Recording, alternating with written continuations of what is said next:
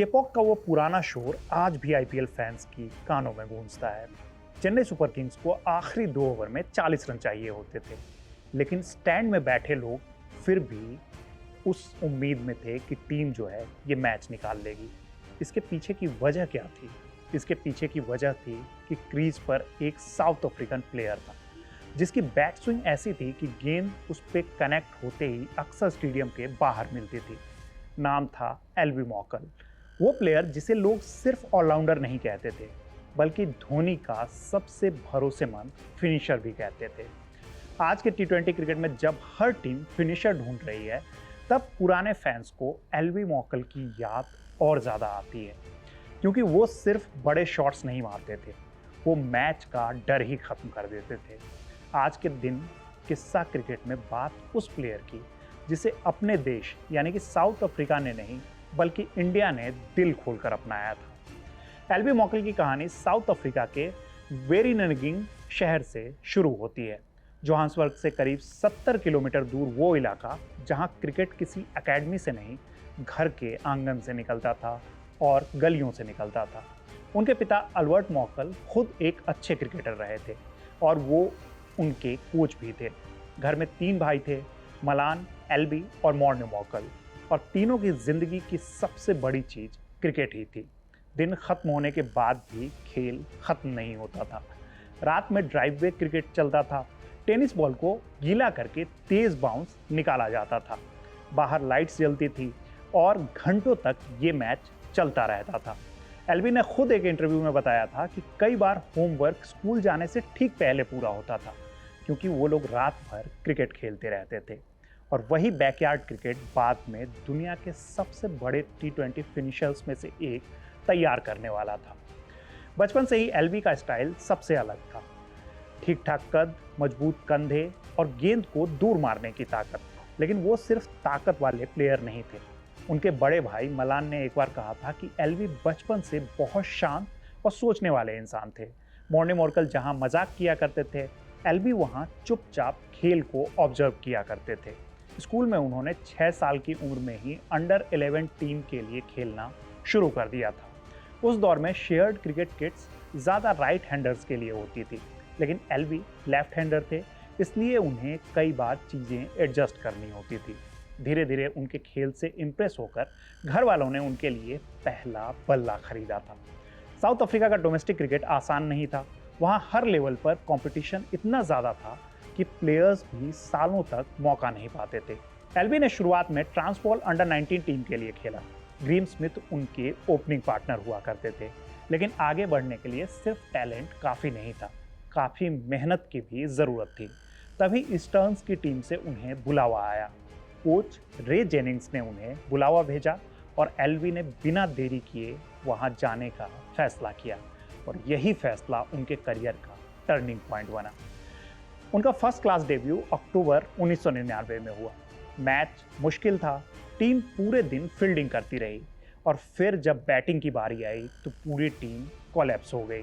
ऊपर से एक पाकिस्तानी टीममेट के चेहरे पर तेज गेंद लग गई थी। लेकिन इसी कैओस के बीच जेनिंग्स ने एल्वी को एक ज़रूरी बात सिखाई। उन्होंने क्या कहा था? डर कर मत खेलो, मौका मिले तो गेंद को जोर से मारो। और वही फियरलेस क्रिकेट बाद में उनकी पहचान बन गई। फिर आया टाइटंस सेटअप, वही ड्रेसिंग रूम जहां डिल स्टेन, एवी डिविलियर्स और पॉल हैरिस जैसे प्लेयर्स थे। हर नेट सेशन इंटरनेशनल लेवल का लगता था। एल्वी के लिए ये जगह सीखने की थी, लेकिन स्ट्रगल की भी थी। साउथ अफ्रीका उस दौर में ऑलराउंडर्स से भरा हुआ था। नाम देखिए, Jack Kallis, Shaun Pollock, Justin Kemp, Andrew Hall, हर कोई बैटिंग भी कर सकता था और बॉलिंग भी। यही वजह थी कि एल्वी को कभी भी क्लियर रोल नहीं मिला। कभी ऊपर बैटिंग, कभी नीचे, कभी पूरा स्पेल, कभी 2 ओवर मिलते थे, लेकिन वो टीम में हमेशा रहते थे। हालांकि वो कभी भी पूरी तरीके से सेटल नहीं हो पाए।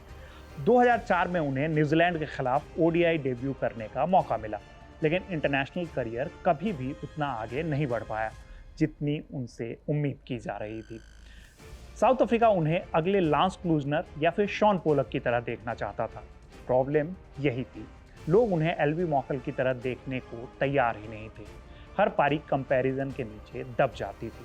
हालांकि उनके आंकड़े उतने ज़्यादा खराब भी नहीं थे। उन्होंने साउथ अफ्रीका के लिए 58 वनडे मुकाबले खेले, जिसमें उन्होंने 782 रन बनाए और 50 विकेट भी लिए। T20 मैचेस की बात करें, यानी कि T20 इंटरनेशनल की, तो उन्होंने 50 मैचेस खेले, जिसमें 572 रन बनाए और 26 विकेट उनके नाम रहे। हालांकि कहानी सिर्फ आंकड़ों की नहीं थी, कहानी उस प्लेयर की भी थी जो हमेशा रोल क्लैरिटी ढूंढता रहा, और वो क्लैरिटी उन्हें साउथ अफ्रीका में कभी भी नहीं मिल पाई। फिर आया साल 2008, आईपीएल की शुरुआत हुई और यहीं से एल्बी मॉकल की जिंदगी बदल गई। चेन्नई सुपर किंग्स ने उन्हें खरीदा। उस ड्रेसिंग रूम में Matthew Hayden, Stephen Fleming, Muralitharan, Mike Hussey और कप्तान महेंद्र सिंह धोनी जैसे प्लेयर्स थे। एल्बी बाद में बताते हैं, यानी कि एक इंटरव्यू में बताते हैं, पहली बार जब वो टीम लाउंज में पहुंचे तो वो काफ़ी ज़्यादा नर्वस थे, क्योंकि उनके सामने इतने बड़े स्टार्स खड़े थे। लेकिन सीएसके ने उन्हें वही दिया जिसकी उन्हें सालों से तलाश थी, रोल की क्लैरिटी। केपलर वेसल्स ने साफ कहा कि तुम नंबर 5 पर खेलोगे, यानी कि वहां पर खेलने से आपको पूरा टाइम मिलेगा और आपके नीचे बैटिंग करने के लिए धोनी है, इसलिए आप खुलकर खेलो। और यहीं से दुनिया ने असली एल्बी मॉकल देखा, वो प्लेयर जो प्रेशर में और भी डेंजरस हो जाता था। 2008 का आईपीएल सीजन एल्बी के करियर का इंपॉर्टेंट टर्निंग पॉइंट था। उन्होंने 13 मैचों में 241 रन बनाए और साथ ही साथ 17 विकेट भी लिए। वो चेन्नई सुपर किंग्स के सबसे बड़े मैच विनर्स में से एक बन गए थे। उनका स्ट्राइक रेट देखिए, जो कि करीब 148 के आसपास का था और इकोनॉमी लगभग 8 के आसपास। उस दौर में ये नंबर्स बहुत अच्छे माने जाते थे। लोग सिर्फ उनकी हिटिंग की नहीं, बल्कि उनकी टाइमिंग से भी डरा करते थे। फिर आया साल 2010, चेन्नई सुपर किंग्स का पहला आईपीएल टाइटल। उस सीजन में भी एल्बी ने बल्ले और गेंद दोनों से कमाल किया। 14 मैचों में उन्होंने 198 रन बनाए और इसके साथ ही साथ उन्होंने 11 विकेट भी लिए। लेकिन उनकी असली वैल्यू जो है वो नंबर्स से समझ नहीं आती है। वो ऐसे प्लेयर थे जो मोमेंटम बदल दिया करते थे, कभी आखिरी ओवर्स में सिक्सेस मारकर, कभी बीच के ओवर्स में क्रूशियल विकेट लेकर। धोनी उन्हें बहुत स्मार्ट तरीके से यूज किया करते थे और यही वजह थी कि चेन्नई सुपर किंग्स धीरे धीरे आईपीएल की सबसे कंसिस्टेंट टीम बन गई थी। और उस सफर में एल्बी मॉकल का बहुत बड़ा योगदान था। लेकिन अगर एल्बी मॉकल की आईपीएल कहानी का एक सीन चुनना हो तो वो 2012 का मैच था, रॉयल चैलेंजर्स बेंगलुरु के खिलाफ। चेन्नई को जीतने के लिए आखिरी के 2 ओवर्स में 43 रन चाहिए थे। सामने थी डेनियल विटोरी की टीम। इस मैच में जब आखिरी के 2 ओवर्स बचे हुए थे तब बॉलिंग करने के लिए आए विराट कोहली, और फिर जो हुआ वो आईपीएल हिस्ट्री बन गया। एल्बी मॉकल ने उस ओवर में 28 रन ठोक दिए, 4-6, 4-6, 2-6। पूरा मैच वहीं से पलट गया। बाद में खुद एल्बी मॉकल ने कहा था कि विराट कोहली को वो ओवर नहीं डालना चाहिए था, वो सिर्फ 7 गेंद खेलकर 28 रन बना चुके थे। आज भी आईपीएल के सबसे आइकॉनिक ओवर्स की जब बात होती है तो उसमें इसका नाम सबसे पहले नंबर पे आता है। एल्बी सिर्फ एक हिटर नहीं थे, वो यूजफुल बॉलर भी थे। आईपीएल करियर में उन्होंने 91 मैचों में 974 रन बनाए थे और इसके साथ ही साथ उन्होंने 85 विकेट लिए थे। उनका स्ट्राइक रेट लगभग 142 का रहा था। बैटिंग की बात हो रही है। 2008 में उन्होंने 17 विकेट लिए थे, 2009 में 13 विकेट और 2011 में 15 विकेट। यानी कि सिर्फ वो बैटिंग नहीं बल्कि बॉलिंग से भी लगातार इम्पैक्ट डाला करते थे। यही वजह थी कि कप्तान उन्हें इतना ज़्यादा पसंद करते थे। आप उन्हें पावर प्ले में भी यूज़ कर सकते थे, डेथ ओवर्स में भी यूज़ कर सकते थे, और अगर बैटिंग कोलैप्स हो जाए तो आप उन्हें ऊपर भी भेज सकते थे।